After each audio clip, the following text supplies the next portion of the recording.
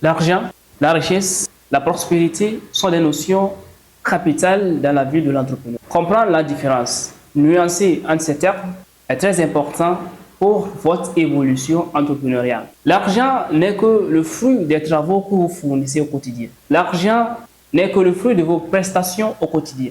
Et cet argent, lorsque vous le placez à travers des projets rentables, lorsque vous l'investissez dans des domaines à forte rentabilité, ça permettra que vous puissiez atteindre le niveau de la richesse. La richesse n'est que le fruit de vos prestations qui sont bien gérées, qui vous ont permis d'atteindre le niveau de la richesse à travers vos différents investissements, vos différents placements. Et là, lorsque vous atteignez le niveau de la richesse, seule votre discipline financière va permettre à ce que vous puissiez atteindre le niveau de la prospérité. Car la richesse n'est que le fruit de votre discipline financière. La richesse n'est que le refus à l'endroit de votre propre personne de profiter de la vie, de vous réjouir à l'instant présent, mais retardez cette réjouissance lorsque vous serez au soir de votre vie.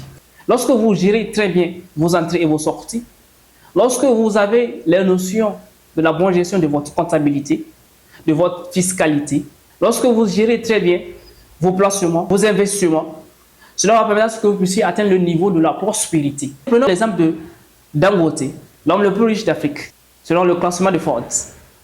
Vous allez constater que Dangote a commencé au niveau du commerce, l'alimentation générale. Ensuite, il a passé au niveau de la cimenterie. Ensuite, actuellement, il a la plus grande usine de raffinerie au monde.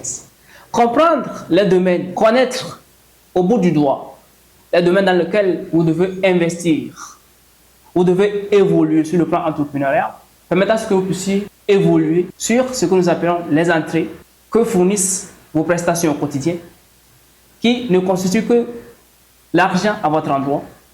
La bonne gestion de cet argent va permettre à ce que vous puissiez atteindre le niveau de la richesse. Votre discipline financière, le refus de satisfaire vos désirs à l'instant présent va permettre à ce que vous puissiez atteindre le niveau de la prospérité.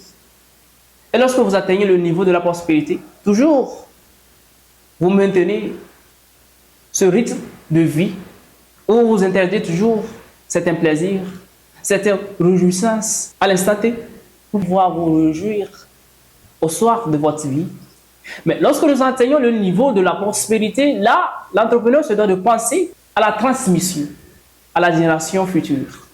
Avant d'atteindre le niveau de la prospérité, l'entrepreneur se doit, lorsque le Seigneur l'accorde, la progéniture, de les orienter pour pouvoir relayer, pour pouvoir prendre ses places, occuper les postes stratégiques dans son entreprise. Donc, il est très important pour l'entrepreneur que nous sommes de comprendre ces notions, car cela va faire la différence dans notre manière de gérer les entrées et les sorties. Cela va permettre à ce que nous puissions avoir l'œil sur la gestion de la comptabilité, va permettre à ce que nous puissions comprendre les notions d'investissement, retour sur investissement, va permettre à ce que nous puissions nous projeter sur l'avenir, va permettre à ce que nous puissions mieux budgétiser nos entrées et les sorties pour l'entreprise, pour une meilleure évolution sur le plan entrepreneurial.